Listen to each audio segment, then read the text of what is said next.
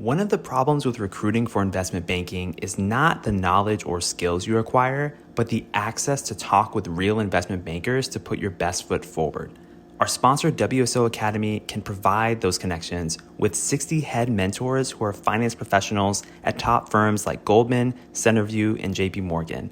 Imagine being able to get on the phone within 24 hours with one of the Academy's 1,300 mentors right before a critical interview. Get on the waitlist for WSO Academy today by clicking the link in the show notes or by visiting wallstreetoasis.com/academy.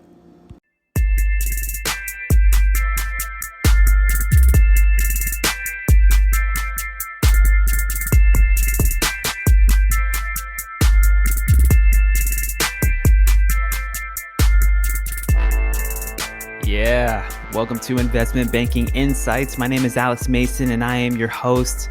If you're new here, this is the show dedicated to helping you learn both the technical and non-technical aspects of the investment banking recruiting process.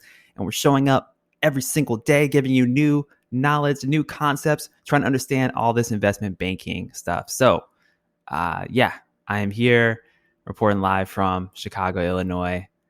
Hope you're enjoying this. I know most of you, at least at this point in the show's history, are listening from New York. So shout out to New York. If you're in Chicago, shout out to Chicago, or wherever you're from. I'm just so grateful that you're listening and learning this stuff with me. And today's question relates again to valuation. We're going through all of the basic fundamentals of valuation that you're going to need to know. And we're going to be looking today at this question. Would an LBO or a DCF give a higher valuation? Now, let me break down these terms for you because we haven't covered these in detail yet, but it's going to help you learn the base concepts. So LBO is a leveraged buyout. So private equity firm comes in, they want to buy a company, they want to use debt to do it. By using the debt, they put in a minimal amount of their own capital. They generate a high rate of return, sell the business within maybe 5 to 10 years, and realize a large amount of profits. DCF is kind of like your bread and butter methodology. We talked about that being one of the main methods to value a business, discounted cash flow, looking at the intrinsic value of a business by projecting the cash flows using a certain set of assumptions, and then discounting those cash flows back to the present. We'll talk about the nitty-gritty of how all that works in a future episode, but the main thing you need to know is DCFs and LBOs, they're similar analyses. It's just that the LBO analysis is a little bit different. But conceptually, what are we hitting on here? Would an LBO or a DCF give a higher valuation for a particular company? And here's the answer. A discounted cash flow model will generally give you a higher valuation because it accounts for both the terminal value of a business as well as the value of the cash flows between year one and whenever the business reaches its terminal value. And again, if this makes no sense to you at all because we haven't really talked about terminal value or cash flows at all with the DCF, that's okay. Come back to this episode later. But essentially we can think of it as kind of like a DCF model has these two time frames associated with it. There's a time frame between now and some point in the future when the business reaches quote unquote terminal value. And that's because businesses don't grow at high rates forever, right? At a certain point, we make an assumption that a business is going to grow at some slow growth rate in perpetuity.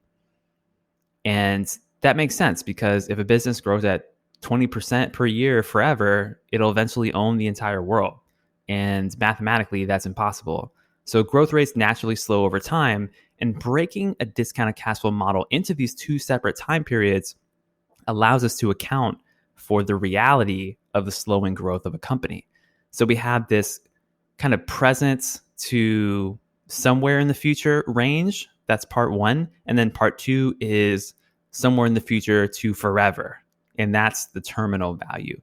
So what we're saying here is that with a discounted cash flow model, you're calculating the value of a business both in the medium term and in the long term. But for a leveraged buyout, it's a little bit different. You're only accounting for the cash flows at the terminal value.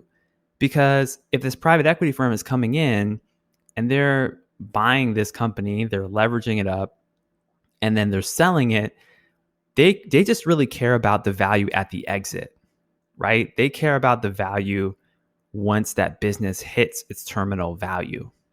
So because the LBO method is really just looking at that second piece instead of the value of the cash flows of the first and the second piece, the DCF is going to give a generally higher valuation. Okay, so that may have been a lot based on where you're at in terms of understanding DCFs and LBOs, but hopefully that makes sense to you. But I'm going to explain this in another way conceptually that I understand because it's just another way to think about it. And sometimes it's useful to hear multiple perspectives when tackling the same problem. So it's kind of a generalization, but a discounted cash flow valuation methodology will give a higher valuation because you don't need to hit a super high internal rate of return like a leveraged buyout deal does. With a discounted cash flow model, you can afford to value the company a bit higher because the hurdle rate for returns is not as high. Now, a lower purchase price, on the other hand, would mean a lower valuation and imply lower returns for investors. And when you look at LBOs, you're typically looking at lower purchase prices because it kind of makes sense, right? Like if you buy, let's take an example. If you want to buy a candy bar and you know for a fact that you can always sell that candy bar for $2, if you can buy it for $1, then you're going to make $1 in profit, right? 2 minus 1 equals 1. But if you buy that candy bar for 50 cents and you still know you can sell that same candy bar for $2, then you're going to make $1.50 in profit, which is a higher return on your money, right?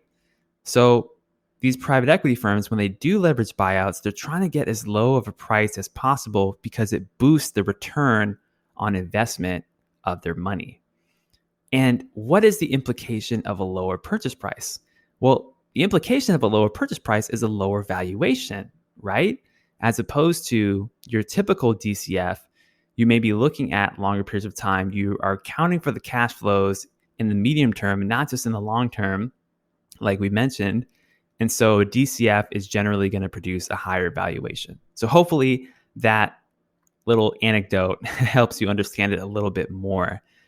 But that is essentially the answer. DCF will generally give a higher valuation than an LBO. Okay, so that's what I got for you today. This is Alex Mason from Investment Banking Insights, and I will see you on the next one.